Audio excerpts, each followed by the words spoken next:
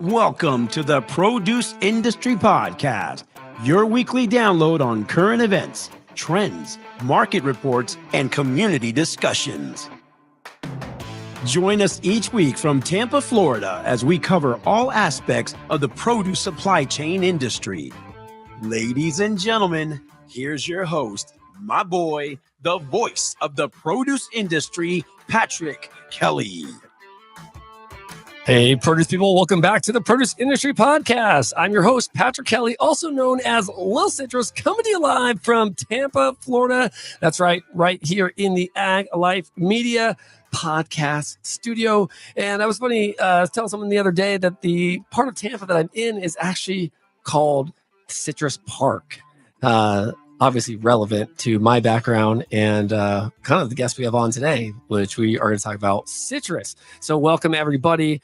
A couple announcements before we get started.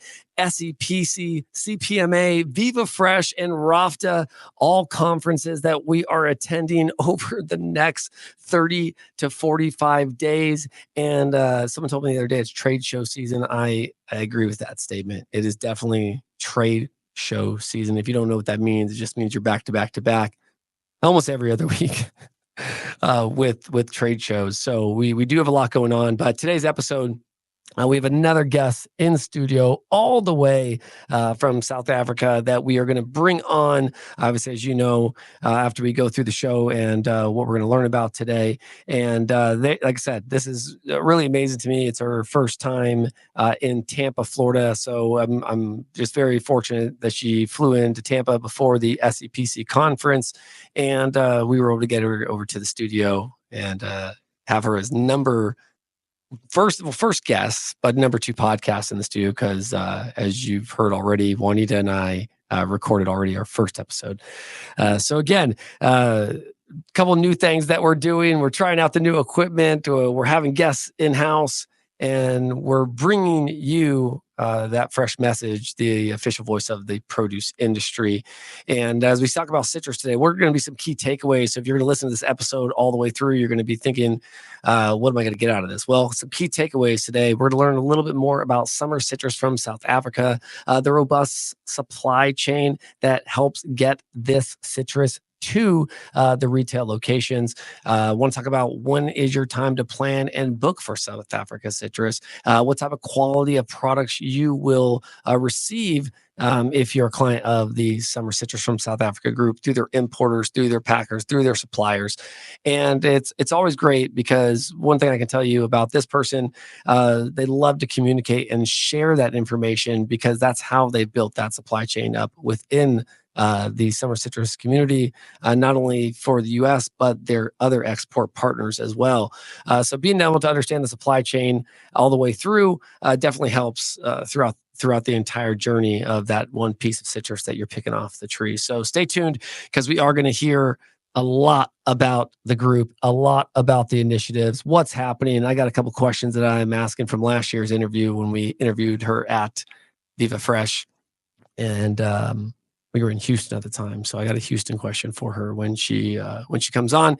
And everyone also, the couple of things I want to just touch on is there's so much that has happened in the last 30, 60, 90 days of the year. One of the big things that is talked about over and over and over again is the tariffs and who's going to be impacted. We're starting to see some of the impacts already. We're starting to see some of the impacts on some of the businesses from Texas up into the Northeast that are bringing product in from Canada and or Mexico. And again, there's things that I always say we have to just wait and see what happens. I can't give you an opinion on it. I can't tell you what my thought process is on it because again, we have to understand the situation we're in, and we have to do one thing, which is just figure out how to just keep getting in the hearts and minds of all households, right? That's what we have to do. So as a produce community, we have to work with our other businesses, right? Work with our partners to figure out how we just create and keep pushing that message forward.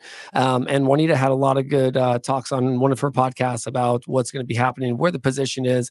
But one thing we always have to think about, again, you need fresh produce in your life. So everyone's just think about that and think about how you can move things forward by communication and how to think about things differently by being innovative, create ways for your supply supply chain, create new waves for your business, because that's what's going to make your business resilient as you grow into the future. So everyone, let's take our first quick break. And when we come back, we are going to have our special guest on the line today who flew all the way from South Africa here in the podcast studio. But before that, let's hear a little bit of history. 120 years ago, in Groningen, the Netherlands, a small produce business began, trading fresh local fruits. By the 1930s, the Vandenberg family moved to Rotterdam, Europe's burgeoning fruit hub. But when the 1940s brought turmoil, they fled to America, rebuilding their legacy in fresh produce. In 1958, Jack Vandenberg became a trailblazer, importing fresh Chilean fruit to the US, opening doors to global flavors. Today, that spirit of growth and innovation continues, with sustainable packaging, carbon footprint tracking, and the finest fruit varieties. We're redefining freshness for the future. Family, fresh, innovation, celebrating a legacy 120 years in the making. This is Jack Vandenberg. Hey, produce people, we are back. Thank you so much to our Dynamite sponsor, Jack Vandenberg. It is always seeing Dynamite content created by Dynamite people. And did you know that Jack Vandenberg was 120 years old? And I've got to know the family very well, get to hang out with them. And it's always cool to see the projects and what they do. Welcome back, everyone. And we're back in the studio. And we're going to bring our guest on because I think it's time that we start talking about citrus. One thing that I truly love. Had some citrus this morning. And I have a special surprise for my guest too that she doesn't know about yet that I'm going to tell her. So let's go ahead and get Suhanra on the line, or right in front of me, I would say. Not even on the line. Not even on the line. Welcome to the podcast studio. Thank you so much, Patrick. It's absolutely wonderful to be here. And as much as online has made our lives easier and brought us closer, it's nothing better than, in FaceTime and, sitting in front of you and talking about our product, etc. I mean, in the end, this really still stays a relationship business. Oh, 100%. And I love that you were able to come to Tampa. We talked about that. It's your first time in Tampa. And what do you think, though, so far? How do you think about the city? It's a great city. I am very attracted to the smaller American cities. So Tampa for me is very nice. I'm obviously a big Florida fan. I learned very early on in my U.S. citrus career that a citrus producing state is a citrus consuming state. Yes, it is. So Florida is a very important part of our puzzle. And as much as we do not want to compete with local production, our slogan is we want to complement local production. Yes. When otherwise unavailable. There's a lot of planning that goes into the import citrus deal. And that's, one of the main reasons why I'm here. I'm a first-time Southern Exposure attendee, and it's just really the perfect timing for us. I mean, this is the time when we start to talk to retailers about our products. It's also the time when we start to put our shipping plan in place for the season, although we really only arrive into the US towards the end of May, June, July, August, September.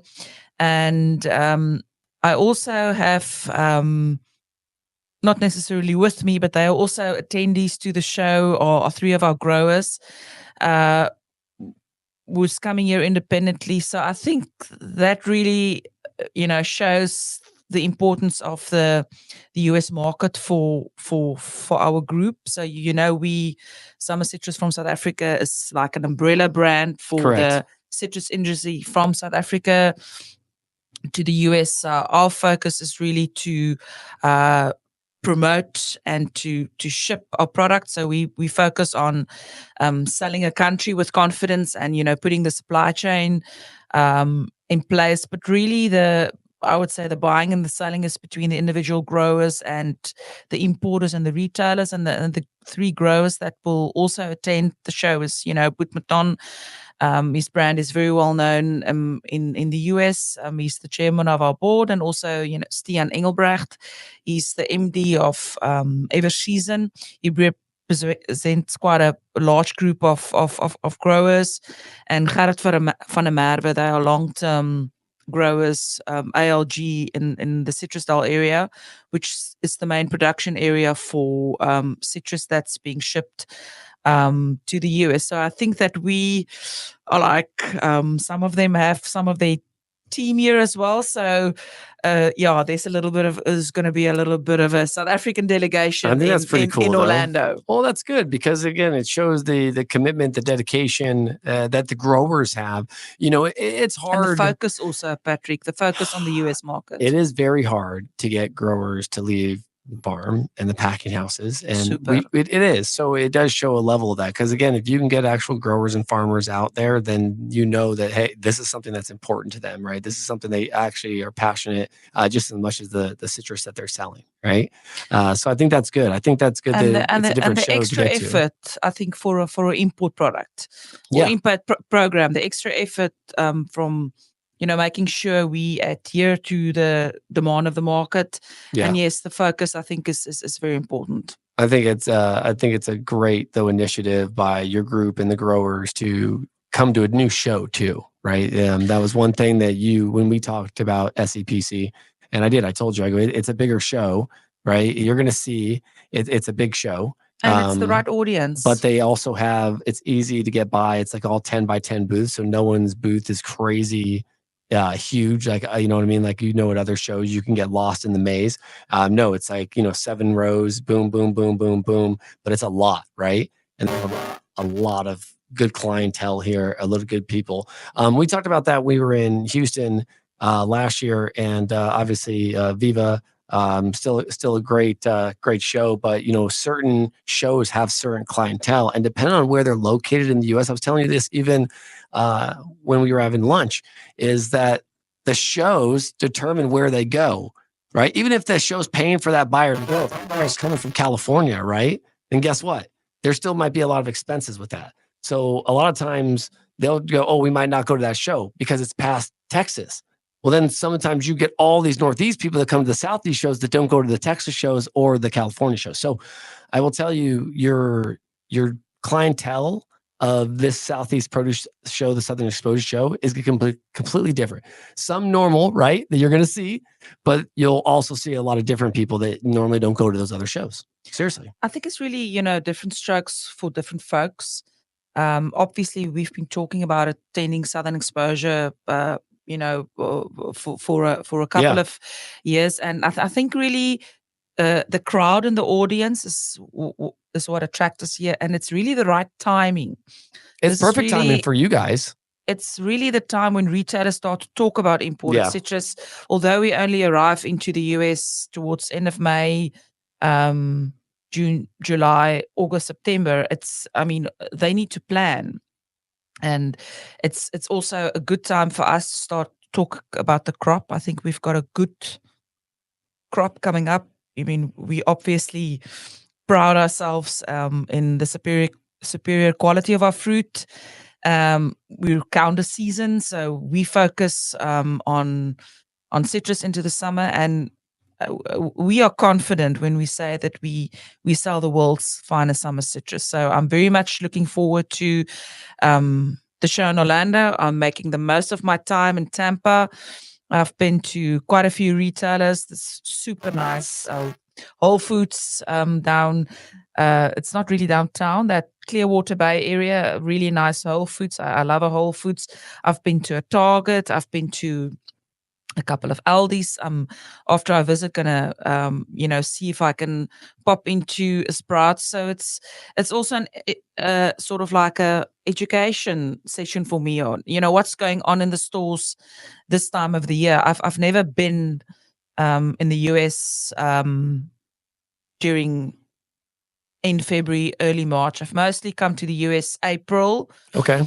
I've been in peak season summer. I've been in the US, and then I typically come again September, October. So it's the first time for me early March to see what's going on in stores. And it's also interesting how certain commodities, the cyclical changes. So yeah, it's Well, I like how you said to me, you said a lot of California product in the yeah, stores, well, and you don't see that know when your yeah, place. and Know your you place. don't know. I told you this too. When I moved here too, it was crazy for me because coming from California, you would see all California product in California, and then I came here, and during the Florida citrus season, California has like one little spot before California really ramps up because they have all their tangerines, all their juice oranges, their grapefruits, right?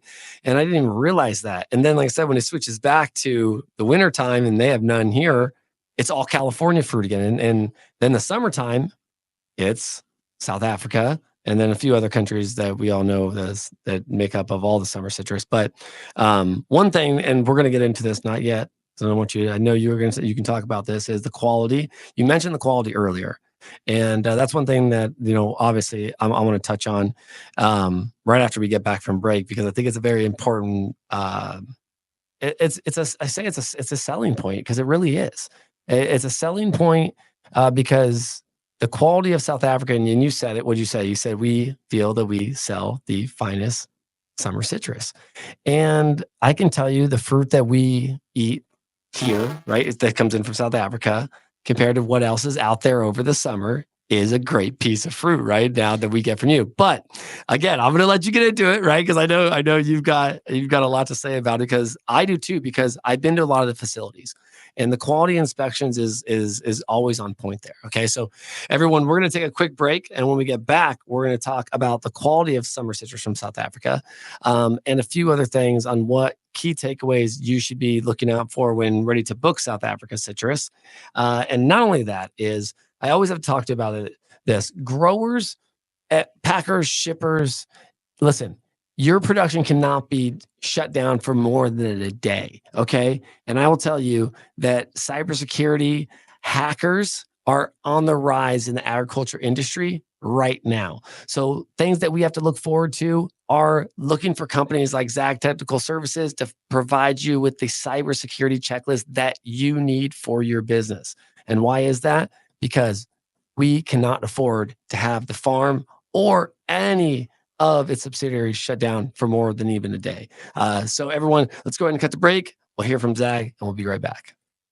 Zag Technical Services, we do many things. Managed services for IT needs, including consulting. Another area of expertise for us is cybersecurity, making sure that there's awareness and risk prevention. And then the final piece is the data and software services, where whether it's software automation, data management, even AI, we have things that we can do to help your business. Those are core components that your company relies on. So we have a rich history of being able to manage these IT services so that you don't have to worry about them. You trust us so that we keep your operations going and your business going ultimately.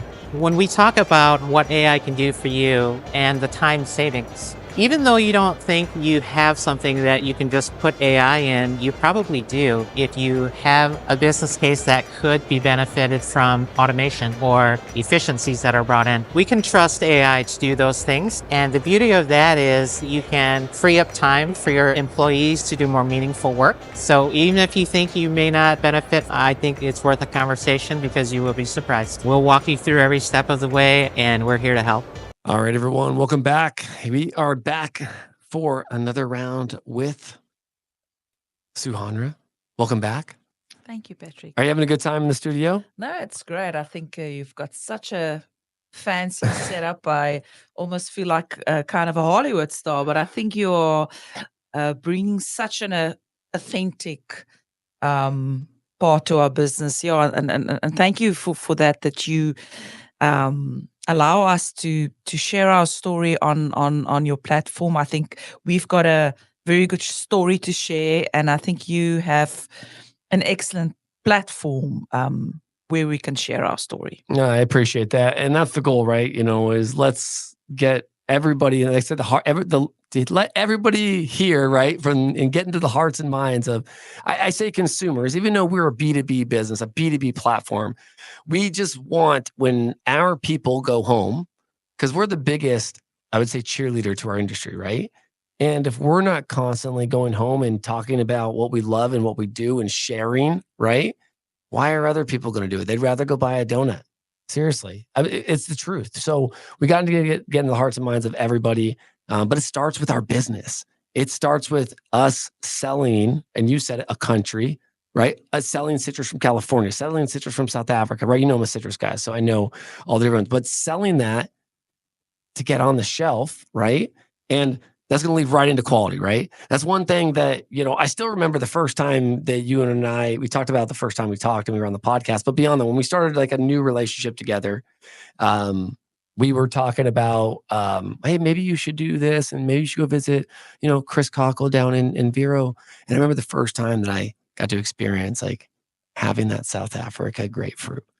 Don't you? I sent you an email and was like, I've never tasted it. I'm Yeah, so but that used to. grapefruit is really something I'm special. so used to That's this not really like grapefruit. star ruby marsh, like pinkish white, like California.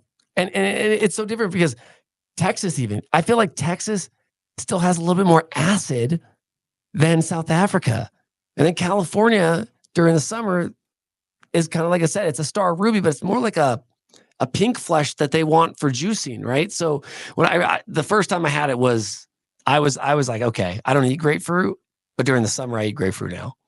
No, I don't know if you recall when we went to William Kopke's facility last year. Yeah.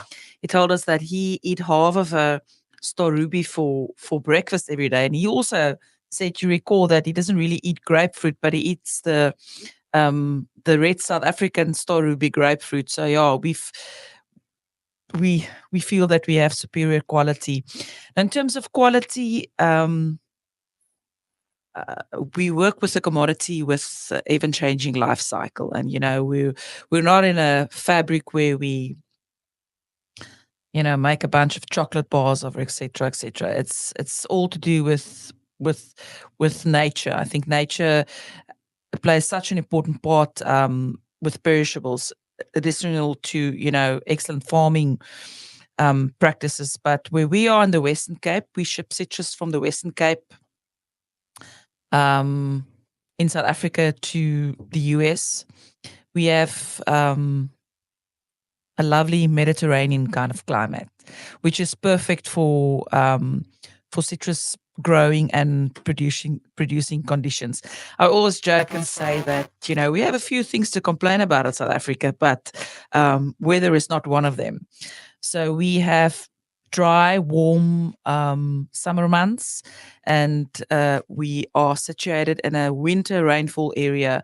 So it's the perfect conditions for growing the world's finest summer citrus. The world's finest summer citrus. And it's I think consistency is very important to us.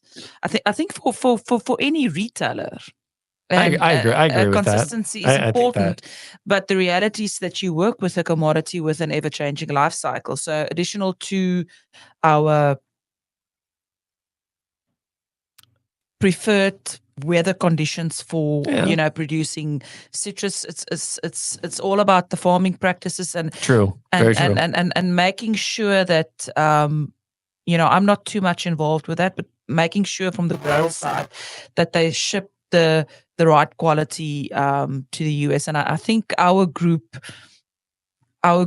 dedication of to continuously ship consistent quality is something to talk about. And like you said, when you tasted the Star Ruby, that's really something that we pride ourselves as a good eating experience. And I'll tell you what, we were at Kopke, we were at Green Yard. We were at we went to Manfredi. Went to Cape Spence. Yep. And I'll tell you what, everybody there had an inspection process that they followed for South Africa, right? And what's amazing is like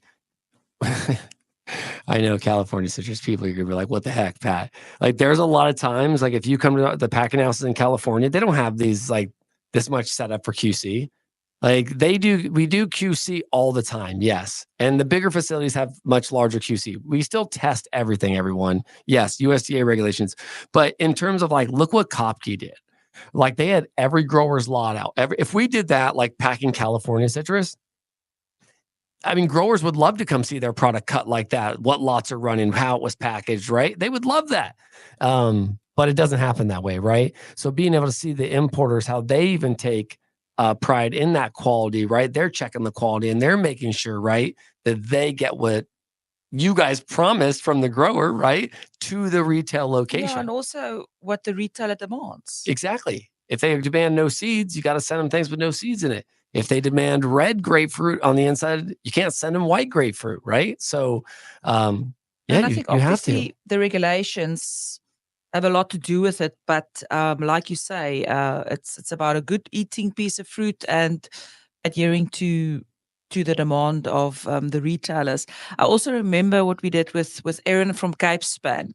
She and her team had quite a few pieces cut open and you tasted. I remember that that. was and you know, that's not something that you can fake or you can record in a studio and sort of like cut afterwards. That was No, real time. it was Remember all when you real. did that thing with Erin and with Kopke, you cut the fruit there. Let me take a bite of it. You take a bite. I mean, that is not preempt. I was like, we did that. We actually did that at Wonderful too. That's as authentic as it gets, you know. I know they don't like it. I mean, if you have a pleasant eating experience, that's not something you can sort of like act. That's very genuine, I would say. I listen. We had a guy on the podcast. His name is Dario Durham, and he runs the 77 Flavors podcast in Chicago. And we even talked about that, like babies, right? If you put food in a baby's mouth, there's only 2 reactions you're going to get, right? And you can't fake those reactions. It's an emotional experience. It's real. It's real. So when you put that in your mouth, it's hot, spicy. It's an automatic. You're not going to be like, it's not so hot, right? Like it's hot, and we know it, right? So, and I think so also right. for perishables, you know, you have to compete with artificially sweetened snacks. Yeah, we talked about that on the shelf. So yeah, not each and every orange will taste exactly the same, but overall, I think the consistency of South Africa's quality and the eating experience is something that differentiates us specifically in the summer here in the US. Yeah, no, I agree with you. I definitely agree with you. And I think that turns into everything you've talked about, which is the robust supply chain, right? Which you guys have not even, you say perfected, because you haven't, right? Because you want to know why you haven't perfected it? You've told me we're still working on it. And that's what it takes that group to do, right? It's not going to be perfect. You guys are perfecting a strategy, a process, right? So it's always going to be a work in progress to keep growing, right? And to create people having the finest summer citrus, right? And also to sustain the business what we have in place. You know what? There was a comment my professor in college made to me. Let me try to think about it. I gotta think of what it was. It was he said, or maybe it was a buddy of mine. He said, "People die, brands live on." But you made a comment to me earlier, and I think it is happening a lot in our industry, that brands are dying because the retailer, yes, you retailer that's listening right now, are able to go private label, and you get more of your clientele. If you're a Kroger, right, these loyalists, or HEB, or Walmart, you can get certain people to sign up for your programs. And when they see Members Mark and you get a $3 discount to buy Members Mark versus brand, which one are you going to buy as a cost-effective parent, or a single mom, right? Think about it. But I think this goes hand in hand with, again, selling your country as the process, right? You're selling a country with this South Africa citrus, the world's finest summer citrus, right? People die, brands now can die, but legacies live on, right? So I think it's like you're creating that legacy of summer citrus from South Africa to live, because there might not be a brand associated. There might be multiple brands associated with it.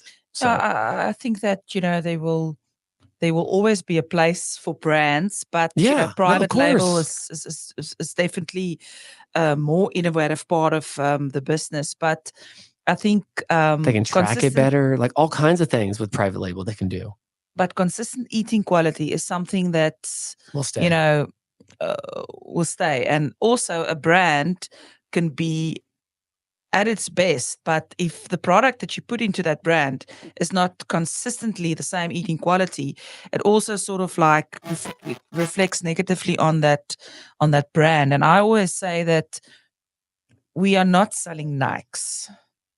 We are not selling Lay's chips. We are selling an orange. Correct. So you want that consumer to come back to buying oranges, in our case from South Africa, who's going to buy a packet of Lay's chips or some kind of chocolate or something like that. Yeah. So which we all love a little bit of, right? But yeah, that's our competitor, right?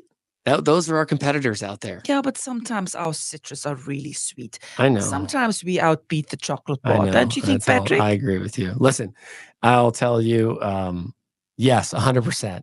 100% we do, because there's some treats that we'll have over the next month that are made fresh from produce and that are just spectacular. And let me get back to 100%. this. You remember when you were a kid? Well, I grew up that way. I'm pretty sure you were brought up that way as well. We had like this, my mom, we were 3 kids. Okay. And every weekend we got like 2 chocolate bars. All right. And that's your sweets for the week, because you have to restrict kids on sweets. That's all you get. But if you have a bag of mandarins in your house, you don't really have to restrict your kids. No. You might after the 4th or the 5th one. You do something, yeah. For a little bit of a tummy ache, but if you're my kids. Yeah, but you don't have to restrict as with, Yeah. It's natural sugar. It's a good sugar. Well, don't eat too much that you're gonna get a little bit of a tummy bug, but you can put out a bag of mandarins or oranges. It's there for them to take. Where with sweets, you have to restrict them. You cannot have a cupboard full of sweets because it will be gone. It'll be gone like that. It will be gone. You like can put that. a bag of oranges on the countertop and they'll eat it consistently throughout the week. But if you put a bag of Kit Kats, it'll be gone in a day. And that also goes back to, if you look what nutritionists say, is because you're not feeding your body with fuel, you're feeding with junk. So it's constantly having you to go back, and you go back to that same thing. If they eat an orange and they leave, their body's satisfied. And it's about creating healthy choices. Yeah. All right. Well, listen, as we start to wrap up this episode, let's give our listeners a couple of key takeaways.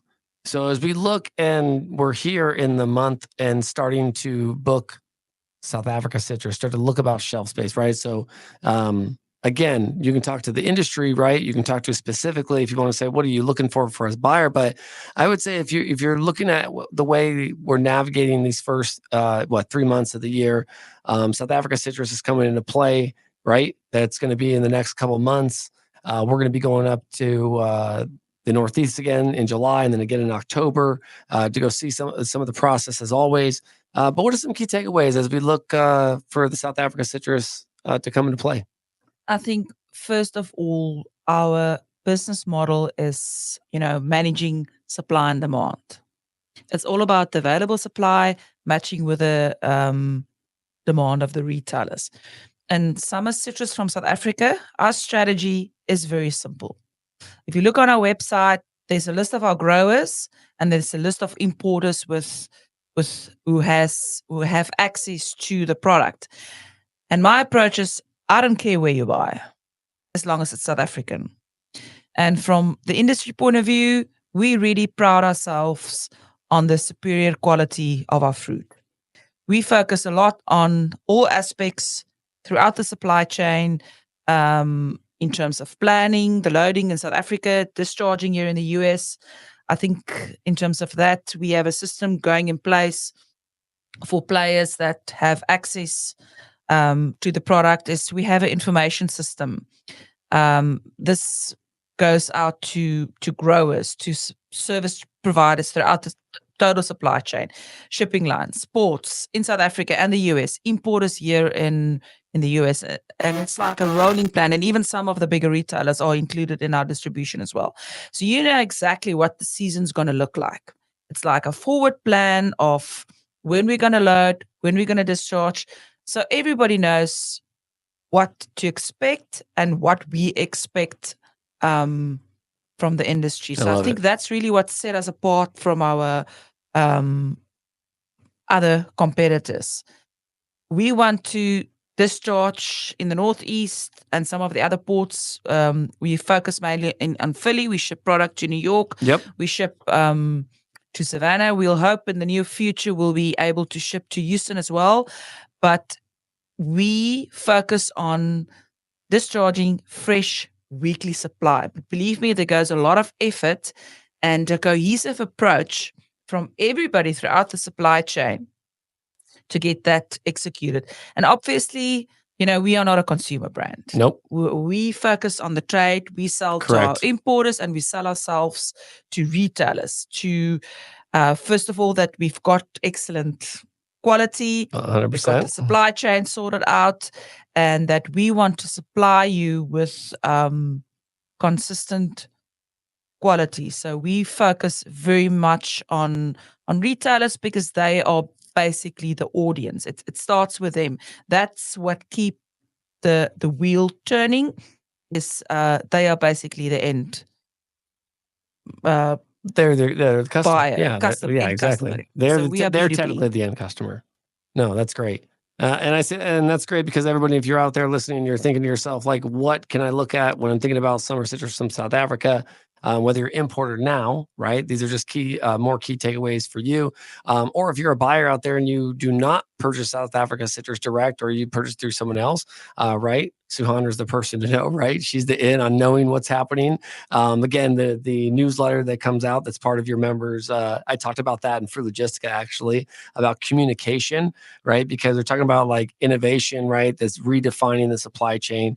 We're talking about other things like adaptive supply chains and being cohesive as a group together and sending out what's on the supply chain, what's on the ships, what the importers are getting as a group, right? I talked about that being like communication can be innovative as well, right? So that newsletter too has been a great resource to a lot of people in your group. And then me getting it too, it helps me understand what's happening around the world with global supply chain in citrus too. So and I think that's a great one. I think just on the communication, we have the communication what I talk about. That is for actual service providers that are part of our group. But the trade newsletter is open to anybody. That's open to anybody. So I mean, it's a lot of good information. Even a consumer can have access to it, but it focuses so much on the timing when we want to start to talk about citrus, when we leave, when South Africa, when we arrive here in the US, straight through the summer the summer citrus season. So that trade newsletter is really.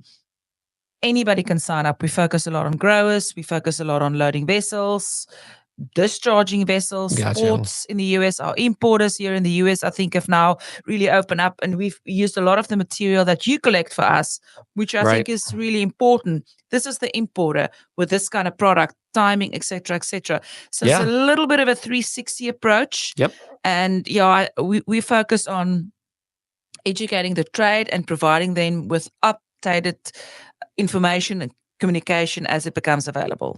I would say quality products and quality information. So everyone, I want to thank you for coming on the show and listening today to Suhanra and I. Suhanra, thank you so much for joining the Produce Industry Podcast. Lovely to be here in Tampa, Florida.